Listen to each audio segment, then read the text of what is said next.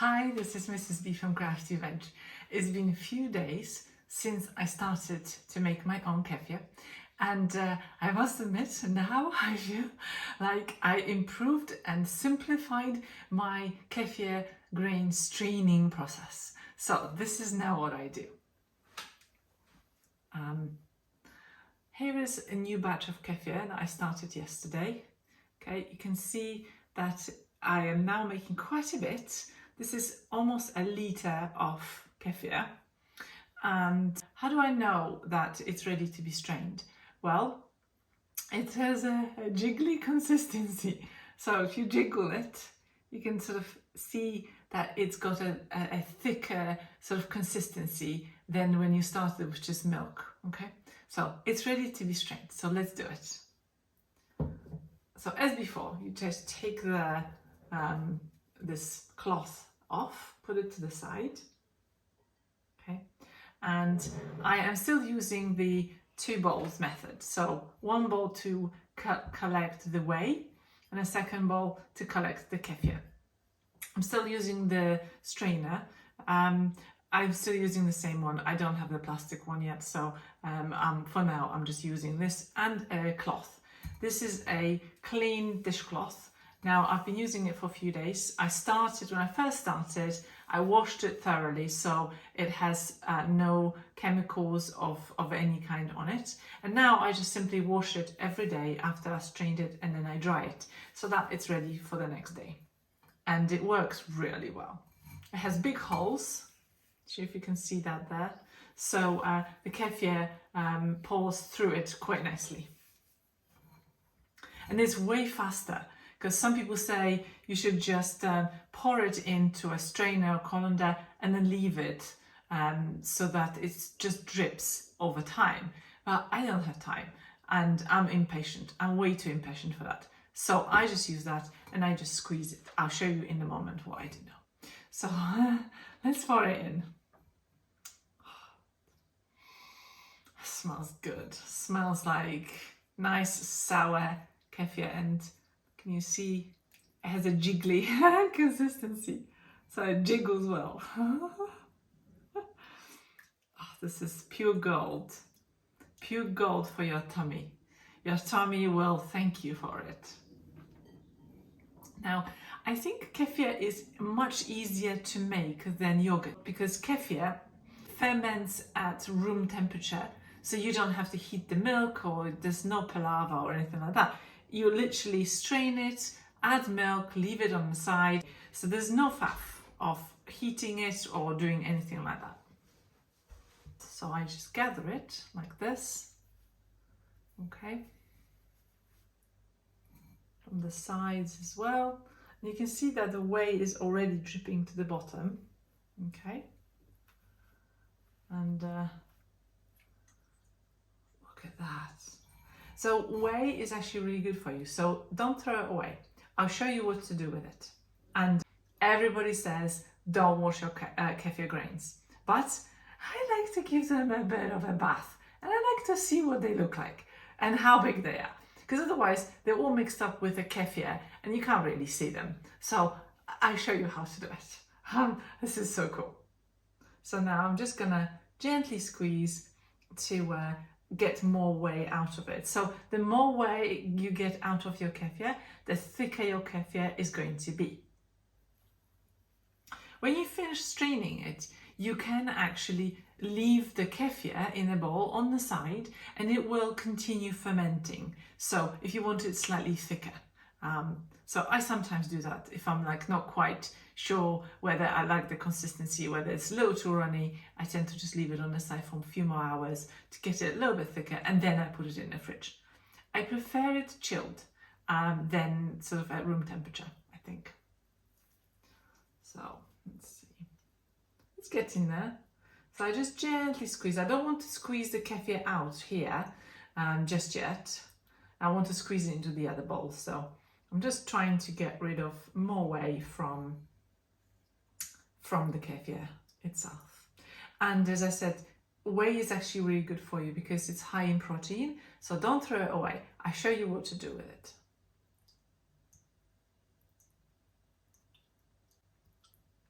Okay.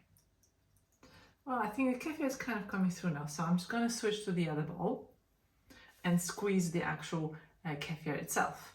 And then what's left in the cloth will be your kefir grains. But they'll still not be quite clean. There'll still be some bits of kefir on them. So I'll show you how to wash them. It's brilliant.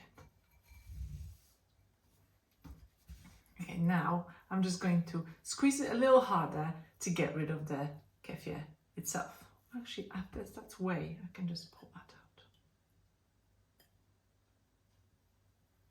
Okay, so I'll just squeeze a little harder in the bowl. So it will squirt, so you get the table dirty too. So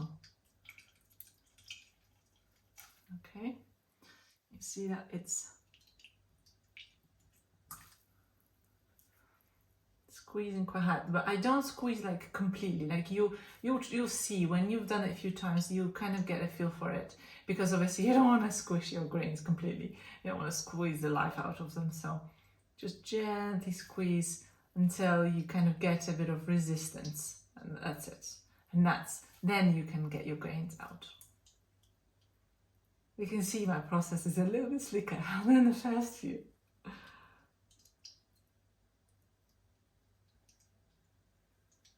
And make sure that you wash your hands before you start doing this as well, so everything is nice and clean.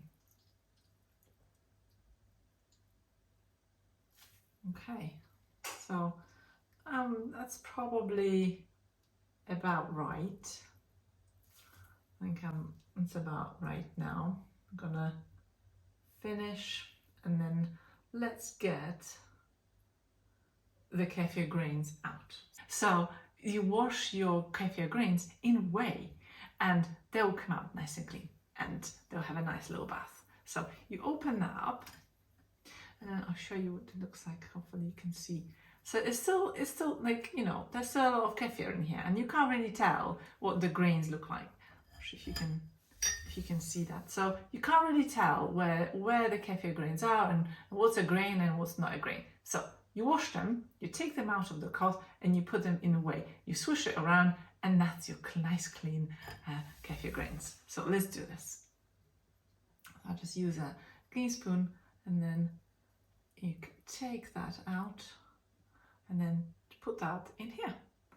And that is a perfect way and safe way of washing your kefir grains. Don't use tap water, because they will have chlorine in it, most likely, and it might actually kill your grains. So you don't want to risk it. Whereas whey is absolutely perfect, because that's what they were producing. That's what they produced just a second ago. It's a genius. I love it. Okay, so let me just get a few more out of the cloth. Let's see.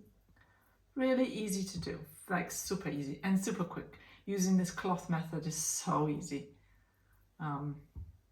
Like some people just leave it in the strainer, and it's like, I just don't like to leave it on the side. And I'm just too impatient, so I just like to just get on with it. So this is a really easy way of doing it. Okay, I think that's now about this. There's nothing else in the cloth, so let's put it to the side. Okay, and let's now just keep washing the grains, but just gently touching the side. But again, you don't want to break them too much, because they're quite fragile and delicate creatures. As I said, I recorded some videos on how to start it, so you can check those out if you want. And I will also record some more videos on how to take a break from making kefir.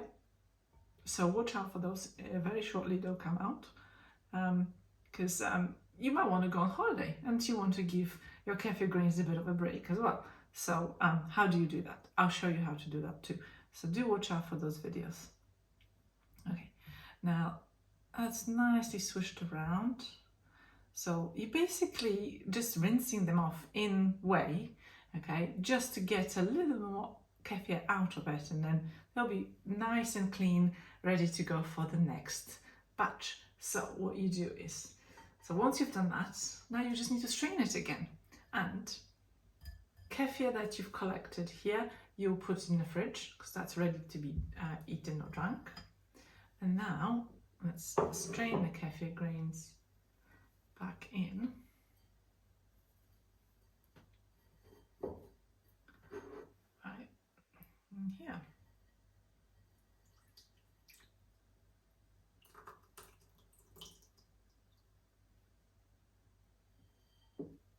Okay. So again, you gather the cloth gently so you don't leave them to the side. Okay.